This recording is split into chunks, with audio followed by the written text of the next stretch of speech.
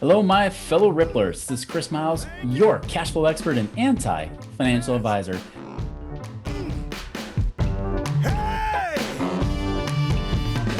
Guys, hey, I'm so glad to have you on the show because this show is for you and about you. Those of you that work so hard for your money and you're ready for your money to start working harder for you now. You want that freedom. You want that cash flow, that prosperity today, not 30 or 40 years from now if you're lucky, but you want it right now so you can live that life that you love, doing what you love with those that you love.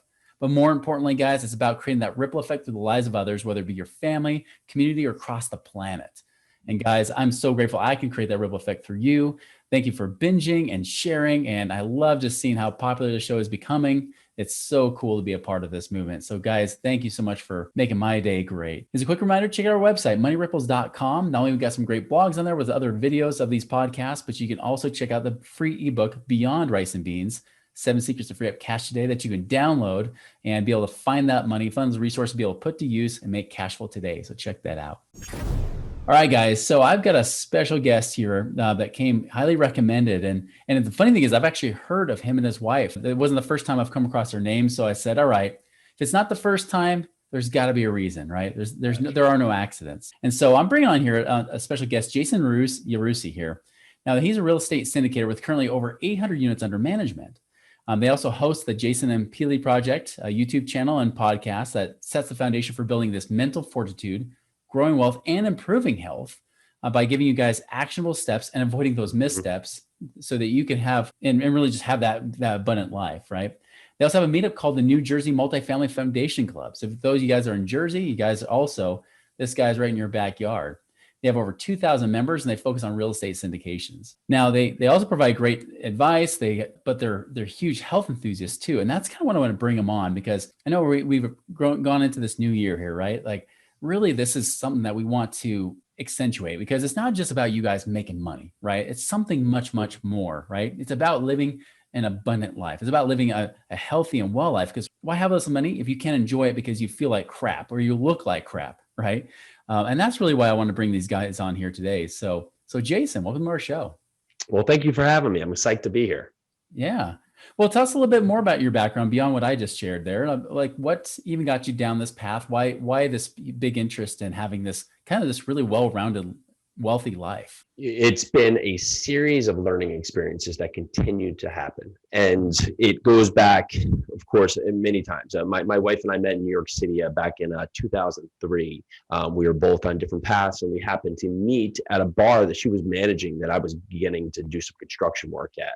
I had lived in Europe for a while and was just back living in New York City and started to do construction. And one day they were short on a bar staff and I started bartending. Funny enough, that relationship took about, we'll say, another 10 years to blossom. And back in 2000, it was 12, 13, Peely and I finally found each other in the way that was meant to be, got together. And we moved out to New Jersey because at that time we had that horrible storm, Hurricane Sandy.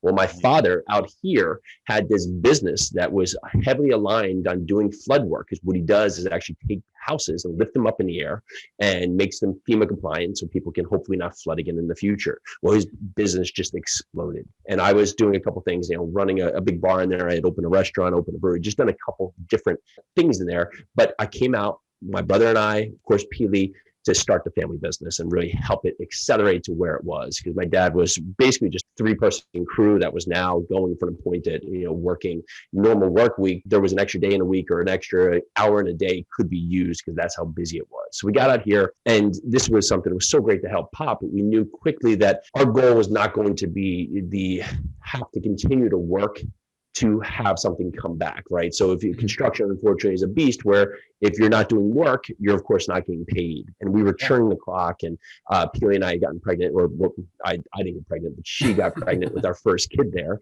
And we were really excited for that to happen. We knew we had to get our time back because we were working so much. So we did what we thought was logical at the moment, and we dove into real estate. Peely got a real estate license, and we started flipping and wholesaling. And what that did right there is it showed us kind of what we didn't want to do. We weren't doing bad at that, but we were so busy with construction. And now we have all these real estate activities that are also active and active on the point of us being in the mix, in the flow, right? Where the same thing's occurring. Well, it took us a couple of years to learn this. And in about 2016, we met someone, or Peely did, that was buying rentals out of state and buying them distressed, fixing them up, getting a management company in place, getting everything on set, and then renting them out and really just receiving the cash flow. Or And just so turnkey. we said, yeah, we're turnkey. Yeah. And so we were doing it on our own, where we were finding distressed properties out there. So 2-3 units. And we're like, man, this is great. Next thing you know, you get them fixed up, you get a management company, you start renting them out, and you're receiving checks in the mail. Well, how magical is this? Yeah. But looking at the economics of this is that to make that sustainable, that was going to be like, we'd have to buy all these properties, and then you'd have people running around everywhere. And we're now trying to figure out, how do we grow this and scale this? And I came across someone buying apartment buildings. And I was like, wow, why can't we do that? Mm-hmm. And that was that first step, that first aha, that we sold everything we had in a small multifamily and went from that 3 unit to a 94 unit back in the middle of 2017. And that was that aha moment. Now, we've all been, of course, fitness enthusiasts. We really liked working out. It was a part of my life. But when we had our first kid, I'm not going to lie, I put on a few pounds, just doing what you do to help support the wife, at least you thought. We were now getting to this point where we were having so much happen in our life that we needed to find that balance. Because again, if you are your own boss, you can now make up your own hours. But that goes the opposite way too. You can fall in the trap of working all the time, day, night. It never turns off. There's no, oh, okay, I go to work at 8:30 and I leave at 4 or 5. It's now to the case that, oh, wow, you go to work and you can never shut off. You could just continue to do what you do because there's never enough hours in a day, or so you think. And we made the choice that we were going to find a way to get back and find what we deem a fulfilling life. And that's what we've really started to empower in others throughout these last few years here, and why we wrote the book that we wanted to come on and talk about today, How to Master a Fit Rich Life in 15 Days. It's tactical advice for a fulfilling life. Because what has happened is that the definement of fulfillment has exceeded us all, because we deem that what we see on Instagram or social media, someone's car or house or pretty or handsome significant other deems happiness, right? And we forget that we need to identify that for ourselves. And so identifying what we want and then really pushing the envelope to take actionable steps to get there has allowed us to get to the journey, to get to the steps in life that are making us live the life we do today. Yeah. Well, that's a huge message of what our show is all about, right? I mean, obviously we're all about cash flow and freedom, but you can't have freedom without the physical aspect too. And, give you an example. I remember I knew a real estate investor back in like 2006, 2007, and he had this massive $120 million real estate empire. Right. And, but the problem was that with stresses and things, and, both in the business and also with legal stuff and everything else going on and scaling, it got to the point where his physical, that's the thing. He was really good at the financial and the real estate stuff. Right. Yeah. But physically, he was overweight.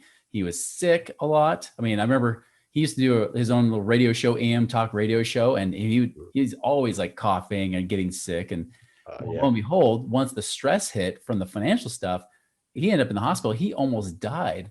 Right. Wow. And then he ended up losing all the stuff anyway. So why build this huge empire only to lose it because you can't physically manage it? And that's part of life right there, is that we have to find what's going to be important to us, but it's quick to realize that if we're going to accumulate all this wealth or build this longevity of revenue streams, if we're not around to enjoy it, what's the use, right? Even if we prepare for our kids. But the same thing is, we're having kids or having significant others, we want to be healthy enough to engage with them, to have fun, to be able to go out there and run around with them, enjoy their years, because they go quick, right? My oldest is now turned 6. I have a 6, 4, and 2. And it's happened. I remember he was born, it was 20 inches, and now he's 4'1". And it's happened like a snap of my fingers. And we can't just say that the easy thing is, I don't have enough time, or I need to find balance. You have plenty of time, and there is no perfect balance. It's not like here you're holding 10 different plates where you have your diet and your workout and your family and your part. You have to deem what's important of those, because there is no perfect balance where everything happens. Something has to get the energy at time, and then other times. And what we usually fail at is that when it's time to spend time with family, we feel bad because we're not doing our work, and vice versa. When we're doing work, we feel awful because we're not spending that time with family, where it loses us. Instead of just saying, okay, I have 2 hours here in this window that's going to be for work, and I'm going to get things done. So when I'm done, I can go spend that time with my family. I can go get that workout in. And it's come to me creating that life by creating the steps. And it starts with really actionable steps about getting up and having an identified plan in the morning. And that goes to give myself space, having myself the time and the focus to allow my head the space to operate. Most Yeah. people get up in the day and take the day on as it comes, which basically is like you trying to jump on a speeding train between the stops. You're just trying to jump on the train and hope for the best Yeah. instead of just saying, okay, I'm going to set myself up for a winning attitude and set myself up for the day to succeed. So when the day gets here, I have what I can control. And there's going to be things that I can't control, but I will be in control of what I can control. And so when that thing Yeah. pops up that I can't control, then I'll be able to pivot with my best sense instead of just taking each thing as they come and you're constantly out of flow and you get to the end of the day and go, what just happened? That's true. Like, so I love working out too. Like we were talking about before the show, like I'm a marathoner, not like you. You're like ultra 100 miler kind of guy, but I do a lot of stuff where I love working out. And I'll tell you over the years, the one thing I realized is if you don't have a plan of what to do the next day, you won't do it. Like, Yeah. if you don't know what you're like, if you could set your alarm, but if you don't have a reason or a goal, like an actual plan of what I'm going to do to work out, you probably won't. And that's kind of what I realized has been like the secret is that as long as I have that plan and I have it in place, then I'm like, okay, I have a purpose to wake up for. Let's do this. Especially as you move into wintertime, it gets harder and harder to want to wake up early, Yeah, I'm sure. Yeah. And it's now our mind is always that first thing, right? So no matter what we do here, a marathon, 100 miles, nothing's accomplishable until we have that daily battle with our mind, with ourselves. That's our first thing that we have to overcome each day. And when we don't do that, that's when we start making, we'll say, emotional choices rather than strategic choices, right? Because it's that first part. So 100 miles, just like what you do with your marathon, it's really half body, half mental, right? So I get to that 50-mile mark, that's my body. And then at the end, my body can still go, but my mind's like, maybe we did enough. Maybe today was okay. You did enough. Why don't you take it easy? You don't want to push yourself because that comes from our fight or flight. That comes from, is this helping us eat, sleep, or survive? And our mind's constantly in that point that we're still being chased by saber-toothed tigers, when in fact it hasn't happened for years, but we're still rationalizing our thoughts based on that approach, right? Is this something that's going to hurt me or kill me, or can I go back to my comfortable spot? And where that leads us is that many times we're not happy and we will choose to stay there in that area or zone that's not happy, that's not fulfilled, because it's safer than stretching out where potentially we might be so happy, but it's the unknown, right? Because the fear of the unknown, even if it could be the greatest thing in the world, and even if we're massively unhappy, will greatly put our mind in a place where it can't comprehend it because it hasn't accomplished it, right? So if I was to say, I'm going to make $100 million. Well, and I'm unhappy where I am working at Pizza Hut, making, $12 an hour or whatever's the wage. And you have this opportunity where you have this mentor, you will not go that route to try and source that kind of availability because you've never had that $100 million. Even you could set up strategic steps to get there, but you'll stay where you are and just say, you know what, someone else was lucky or someone else was this, because you haven't prepared for that moment to make a strong decision that's not emotional. Why do you feel it's so necessary? I mean, because I love how you talk about pushing to new limits, right? Pushing new levels. And like you said, it doesn't have to be $100 million. It doesn't have to be 100 miles, right? Like it's that incremental shift. Why do you feel that's so important for people to have that constant, always growing for something more, doing something more, right? Because I know you can take that out of balance and out of whack, but there's also I think a healthy way of doing it too. Well, you just, like you said with marathoning, I'm sure you didn't just walk out and just start running marathons, right? You built up to it. And now you're starting to test yourself. Maybe it's on time or pacing or consistency or elevation, whatever is that there. Because your body gets to a point there where it knows what it can do. And then it lets off the gas. Okay, I can do that. You need to stretch your mind, because each time you do that, it's going to allow you to accomplish more things mentally and physically than you could before. And so many times we think that right now where we are is the toughest where we are, but we forget that, you running a marathon today might be a feat that, okay, you go out there and crush it. But 10 years ago, it would have been mind blowing. You would have never been able to do it. But you can't think about that hard. Well, that's the same hard that you're having 10 years ago. Now comes to a new hard that you're having today. Maybe it's swimming 2 miles. Maybe it's getting up at 4 a.m. Maybe it's whatever. And when you can use that application into that new field, that allows you to constantly continue to grow, constantly continue to evolve. There's always like a new baseline, right? Correct. That's so true. Because, and then that's the thing I always thought was fascinating is I remember being in my 30s, nearly 10 years ago, I was popping ibuprofens every day. I know a lot of listeners don't know this, but I was popping ibuprofens or mixing up with aspirin, right? Like between, I ibuprofen and Tylenol. I was going back and forth just so I didn't kill my liver completely. But I was in pain, massive pain. I was overweight, like I was about 200 pounds. Now I'm about like 160 to 165, and I'm in my mid 40s now. And people be like, well, as you get older, it gets tougher. It's like, no, I've gotten faster. I've gotten stronger than I've ever been in my life. Like that doesn't have to be there. And that's true with money. Like I've noticed that the same thing with money too, is that I remember when I hit that when finally I had a mental baseline of 10,000 a month, right? Like just getting to that 10,000 a month was a mental barrier. But then pretty soon I was like, wait, well, I need that baseline to be higher. What if I get it to 20,000 a month? And then eventually, if I get to 100,000 a month, right? And like just constantly hitting those baselines. And pretty soon that becomes not to overuse this term that we've already heard many times this year, your new normal, right? Yeah. It becomes like your new baseline, your kind of new marker, and it feels easier. It's actually easier to accomplish. It's natural. We have to identify what it is to us. We take for granted what others say as face value, right? So we are so accustomed to just seeing something and assuming that's right. I mean, you can look at that in every part. I'm not political, but in that part, even look at that, right? I mean, how many headlines do we read? And that's the clickbait, and you get into the thing, and maybe it's different, right? So, but in that front, it's like anything, right? So we take it for granted, like, oh, this is the best diet, right? Well, maybe it's the best diet for that person doing it, but not for you because you're completely different, right? But it didn't work for me. Well, you didn't go through the process of understanding what works for you. You just tried someone else's thing and then said it didn't work. Or we give up so easily. The 2 feet, 3 feet from gold philosophy is that we forget that you have this scalability where all the work up front may take 10 years, and then you have 20 years worth of growth within the next 6 months because you put all that into the process. And it's getting our mind right to understand how to manifest greatness, understand how to manifest being better and being our best self. It's one step at a time, followed by another step, followed by another step. And I bet you there's probably people listen. I mean, I know there's people that have great money here, but there's people that are also trying to figure out how to crack that code, right? Yeah. Would you agree that even the same principles you use for physical fitness also apply to financial fitness? Would you say they both apply? Yeah, we have to create actionable steps on the foundation, right? So it's like the same thing with the marathon.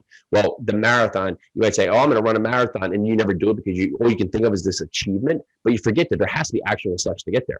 First thing might be that could be as simple as that. And the next one, it could be I find a plan, or I speak to someone who's done it before, or I start creating some kind of eating regimen or workout regimen. All those are part of the process, and nothing to do with the actual achievement of the marathon, but they're all built there. It's like, what is it? Usain Bolt, made $100 million for like 20 seconds of work, but he spent 20 years getting to that point of getting that 20 seconds of work to achieve. And that's with us. So we forget that, okay, I want to make 50,000 hours. And someone else must be lucky because I don't know how to do it. Well, okay, what's that first step? Well, maybe I have to identify, what are my subscriptions that are just leaving me alive, and I don't have any money to use that money to help me to that next step.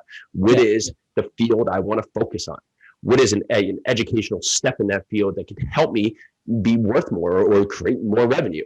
They can go in any part of our life. We just have to say that, okay, that's where I want to go, but I can't just assume when I get there, I'll be happy, because then I'll never get there because I'll just be miserable assuming that all these steps in the part, you haven't achieved that result. So now I'm unhappy, and then you get nowhere. So what would be a good first step for people? Each bucket, identify what's important and level of importance, right? Because we can talk family, but family might be in each person might be my wife, my kids, my parents. In someone else, it might be a girlfriend. In someone else, it might be a dad and uncle. In someone else, it might be 3 cousins. Identify what you want and where that time needs to go. So what is that? If I need to have dinner with my family every day, that's a part of my life. Well, the same thing with fitness, right? In terms of fitness, if you say I'm going to lose 20 pounds, well, when? How quickly? What does that accomplish? When you lose that 20 pounds, what happens? You don't just keep losing weight forever. It's how do I create that life? For work, right? So I create $100,000 in income a year. Okay, great. Why? What does that mean? Why do you need to do that? Because we forget to really dive down into the why, because we see something else and we say, well, that person has $100,000, so that must be happiness. Well, for you, maybe that guy's spending $999 or $99,999. For you, maybe all you need is $46,000 a year, and you're sustainable. Right. You could have the life you want. Go out there and hike in the hills. Run as far as you want, do whatever you want, spend all the time with your family, raise cattle, whatever you want to do, right? It's now identifying exactly, and if you pick a space, don't get overwhelmed, pick one that's on your mind constantly, and identify that first step that leads to the goal. So you have that big goal. What's the first step? And that's all you need. You don't have to map it out A to Z. You just need A Correct. to B, really. Correct. Right? Because you get to step W, it's no longer there because step D pivoted you completely off course. Right. So you need, okay, big goal, step A. That's it. Step one, whatever you want to call it. You need that first step because that first step is going to break the mental barrier. It's going to allow you in the process to know it's real. And then it's going to create the next question to lead you to the next step. Jason, I love it, man. So if people want to get the access to your book, the How to Master a Fit Rich Life in 15 Days, what would they do to get that? Awesome. Yeah. So giving a book away, just pay shipping and handling. Go over to fitrichlife.com/book. And this has been a compilation. We have our podcast. We get so many of these questions that deal with really fitness, family, finances all together. So we wanted to make this that, okay, you don't have time? Sure. I mean, The Rock is all over the world, lifting weights, filming videos, buying tequila, selling tequila, all at the same time, right? Maybe he's got a team. So what? We have the time. We just need to put it in a level of importance. This book will help you really just take actionable steps to crush your self-limiting beliefs and just create your own comeback story. Because it's hard to say that you're going to get to the end of your life and say, I wish I did less. What you are going to do is say, I wish I did more. And now it's too late. Well, everybody believes that they are welcome to do more. It's the people that take the step to do it that are the ones that do more.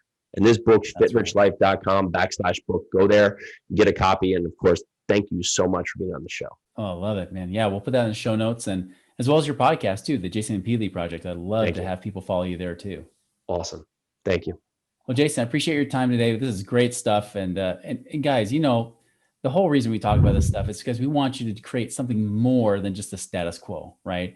Just like what Jason was saying, like we're not just here to have nice big wishes. It's actually not just being a hearer of the word, but a doer as well, that you're willing to actually do something with this, take those steps, and those incremental steps lead to an amazingly successful life. It becomes an extraordinary life because you take ordinary steps extra times, right? That's how you become extraordinary. So guys, this is what we wish for you today. And this is how to make 2021 awesome as well as the rest of your life and be truly rich, not just financially, but in all areas of your life. So guys, go and make a wonderful process for you. We'll see you later.